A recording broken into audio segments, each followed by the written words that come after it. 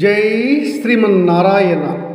ఈరోజు మనం ధర్మపదం గ్రంథములోని చాప్టర్ 5 విభాగము 187 పార్వతీమాతతో జగత్పిత శివుడు చెప్పినటువంటి ధర్మములు విధములు మోక్షకారకము. వీటి గురించి నారద మహర్షి పండితుడైన భీష్మాచార్యులు చెప్పక, భీష్మాచార్యులు అడిగినప్పుడు ధర్మరాజు చెప్తున్నాడు అని వైశంపాయనుల వారు చెప్తున్నారు జనమేజయ మహారాజుకు. ఈశ్వరి ధర్మములు రకాలు మోక్షకారకం గురించి చెప్తున్నాను విను అన్నాడు కైలాసంలో పరమశివుడు మాత పార్వతితో. దేవి ధర్మశాస్త్రములలోనూ సత్య సాక్షాత్కారం పొందిన ఋషులకు తెలిసినటువంటి వాస్తవ ధర్మములు జ్ఞానముల వలన ఈ రెండు విధములుగా ధర్మాలను నిర్ధారణ చేశారు. ఒకటి, ధర్మశాస్త్రములు సత్య శోధన చేసి సత్య సాక్షాత్కారం ద్వారా తెలుసుకున్న ఋషుల వల్ల ఈ ధర్మములు నిర్ధారణ చేయబడ్డాయి. ఓ శార్వాణి, ధర్మములు ప్రాథమికంగా 5 రకాలు. ఒకటి, చాతుర్వర్ణాల వారి ధర్మాలు. 2, ఆయా దేశాలలో ఆచారాల ద్వారా ఉన్నటువంటి ధర్మాలు. 3, పూర్వీకుల నుంచి ఆ జనులు అనుసరిస్తూ వస్తున్నటువంటి ధర్మాలు. 4, సర్వజనులు ఆమోదించి అనుసరిస్తున్నటువంటి ధర్మాలు. 5, శరీర స్థితి కాలమాన పరిస్థితుల బట్టి అనుసరిస్తున్నటువంటి ధర్మాలు. ఈ 5వది శరీర స్థితి కాల మార్పులు బట్టి వచ్చేవి ఆపద్ధర్మాలు కూడా చెప్పుకుంటారు. వీటిని ధర్మాలు. ఇక లోకములో పుణ్య సుఖాల గురించి చెప్పుకుంటే, జగదీశ్వరి స్వర్గలోకములో పుష్పములు అన్ని కాలాల్లో కూడా విరిసి పూస్తూ ఉంటాయి. అక్కడ పుష్పములు పుష్పించని కాలం అంటూ ఉండదు. అక్కడ ఉండే కల్పతరువు వల్ల అక్కడ ఉండే స్త్రీలు పురుషులు సుగంధ పరిమళాలతో ఎప్పుడూ సుగంధ పరిమళాలు వారి శరీరం నుంచి బయటికి వెదజల్లుతూ ఉంటాయి. వారి శరీరము సుగంధ పరిమళాలతో వెదజల్లుతూ ఉండగా వారు తీసుకునే ఆహారము అమృతము మాత్రమే. అక్కడ దేవతలు, దేవలోకం చేరిన పుణ్యాత్ములు నిద్ర కొరకు కానీ, దాహం కొరకు కానీ, ఆహారం కొరకు కానీ ఎప్పుడు ఆరాట పడరు. వారికి అలసట ఉండదు, వారికి చెమట ఉండదు. అక్కడ ఉండేవారంతా పరస్పరము మైత్రి స్నేహంతో అసూయ లేక ఉంటారు.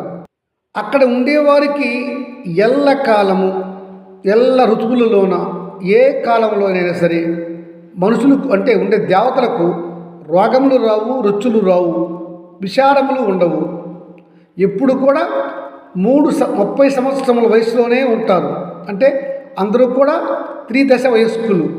అక్కడ ఉండేవారు శాశ్వత దేవతలు, దేవలోకాన్ని చేరిన పుణ్యాత్ములు.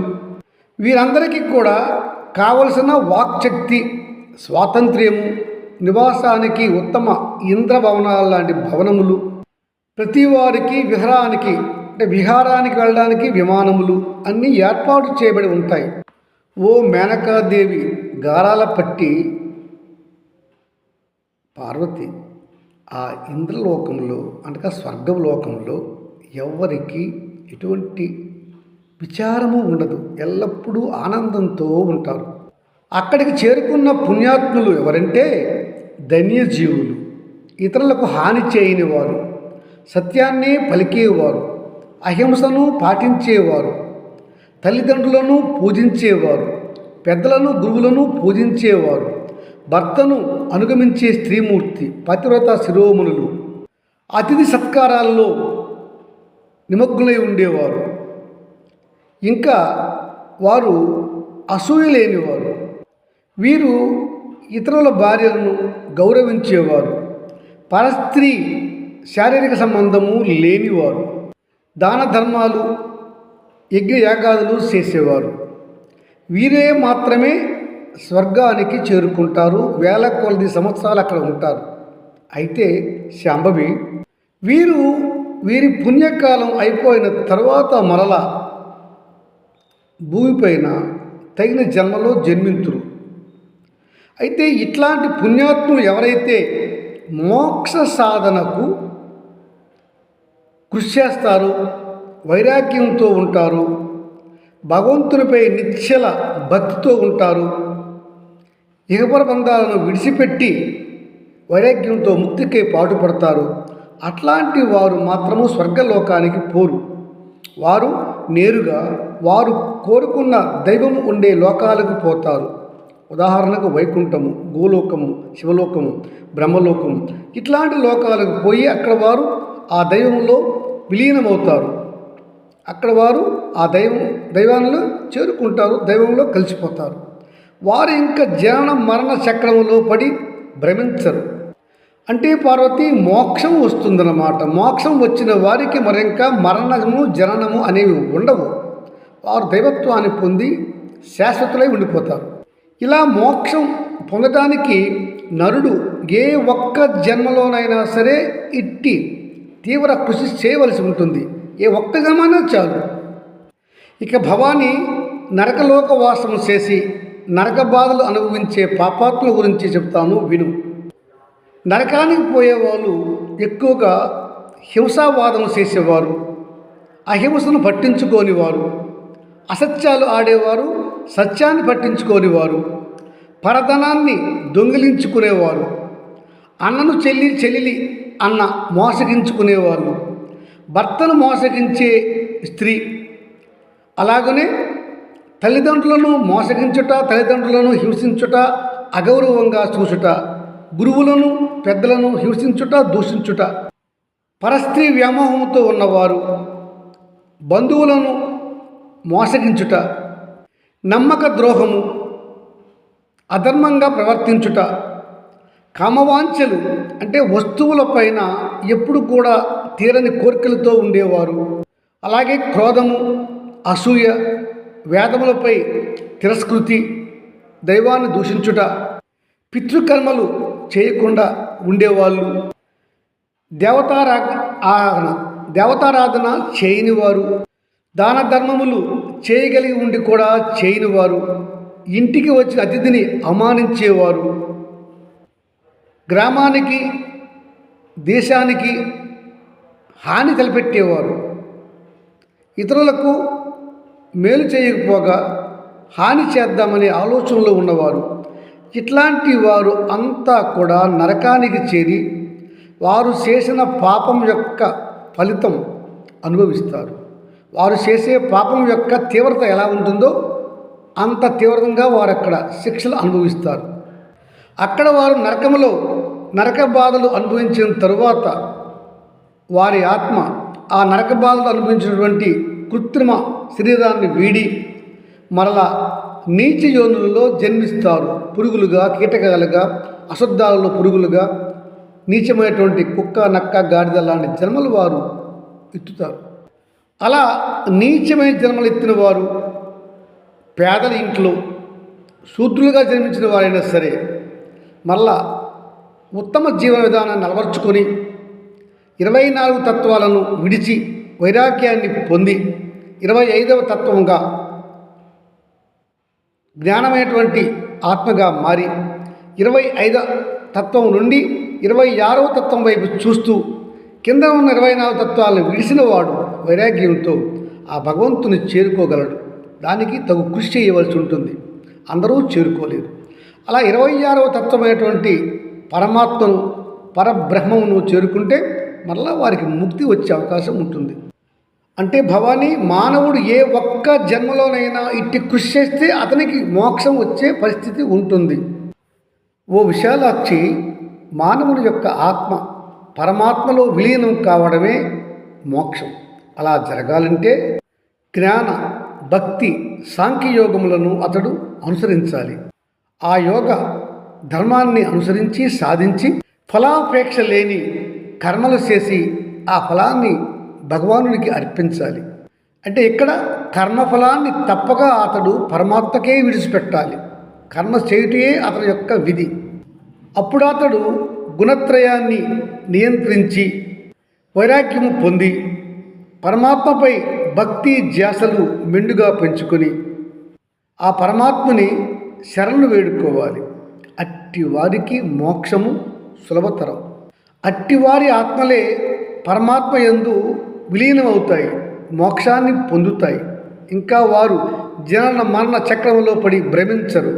అట్లాంటి వారే పరమాత్మలో చేరి అద్వైత రూపాన్ని పొందుతారు. అనగా ఆత్మ వేరు పరమాత్మ వేరు కాక రెండు ఒకటవుతాయి. పరమేశ్వర, చాలా సంతోషం. అయితే అన్ని ధర్మములలోనికి ఉత్తమోత్తమ ధర్మము ఏది అడిగింది అంబ. దుర్గా, వినుము చెప్తున్నాడు వృషభ వాహనుడు పరమశివుడు. ధర్మము, అర్థము, కామము అనేవి అశాశ్వతాలు. ఇవి వస్తాయి పోతాయి. కానీ నాలుగవదైన మోక్షం అనేది మాత్రం శాశ్వతమైనది. ఇది శాశ్వతానందము కలుగుజేయనిది. ఇదే దైవత్వం. మోక్షము కావాలనుకునే గృహస్థు ఉత్తమ సాధకుడై గృహస్థాశ్రమాన్ని స్వీకరించి దేవతల రుణం, యజ్ఞయాగాదులు నిర్వహించి ఋషుల రుణం, అనగా యజ్ఞయాగాదులు చేయటం వల్ల దేవతలు తృప్తి పొందుతారు. వేద పఠనం చేయటం వల్ల ఋషులు తృప్తి పొందుతారు. పితృకర్మలు చేయటం వల్ల పితృదేవతలు రుణం నుంచి అతడు విముక్తి అవుతాడు. అతడు అతిథి పూజలు చేయటం వల్ల మానవ రుణం నుంచి విముక్తి కాగలడు. అలా అతడు 4 రుణాల నుంచి విముక్తి పొంది చివరగా వృద్ధాప్యములో అరణ్యాలకు పోయి పరమశాంతుడై ఉత్తమ ఋషులను, గురువులను, యోగులను సందర్శించాలి. ఇది వానప్రస్థంగా తెలుసుకో. అక్కడ ఆ మానవుడు ఉత్తమ గురువుల వద్ద సాంఖ్యయోగాన్ని అభ్యసించాలి.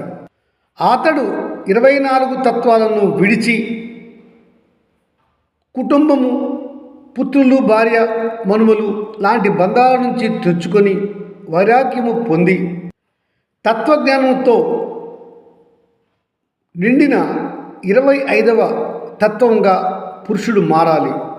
అప్పుడు అతడు దైవాన్ని తెలుసుకోవడానికి తగు పరిశ్రమ చేయాలి, సాధన చేయాలి. అప్పుడు అతడు ఆ వైరాగ్యంతో, ఆ జ్ఞానసిద్ధితో అతని యొక్క త్రిగుణాలను నియంత్రించుకొని చివరిగా 25వ తత్వం నుంచి 26వ తత్వానికి అతడు చేరుకోగలడు. అది మోక్షం. పరమేశ్వరి యోగము, సాంఖ్యము రెండు ఒక్కటే.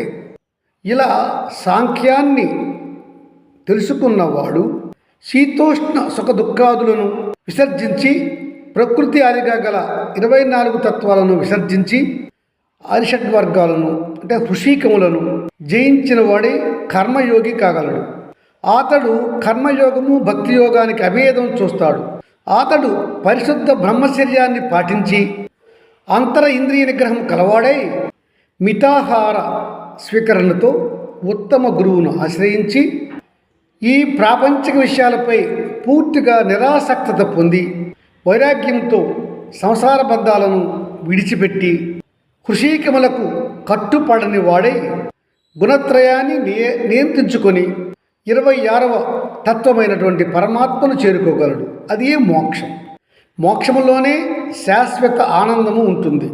ఇంకా అట్టి ఆత్మ జనన మరణ చక్రములో పడి పరిభ్రమించడు.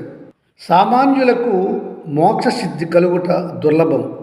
పరమేశ్వరి ధన సంపాదన, వ్యయం అనేవి ముక్తికి బద్ధకారములు. అవి దుఃఖహేతువులు. ఓ విష్ణు సోదరి, ధనము, ఐశ్వర్యము, దానములు, యజ్ఞము, తపస్సు ఇవి ఏవి కూడా యవ్వనాన్ని, మరణాన్ని, ముసలితనాన్ని ఆపలేవు. ఎవరైతే మోక్షాన్ని సాధిస్తారో వారికి మాత్రమే ఇవన్నీ ఉండవు. ఎల్లప్పుడూ సంతోషంతో ఉండే, ఆనందంతో ఉండే పరమాత్మలో ఐక్యమవుతారు. అది మోక్షం అని చెప్పాడు శివుడు పార్వతీమాతతో. జై శ్రీమన్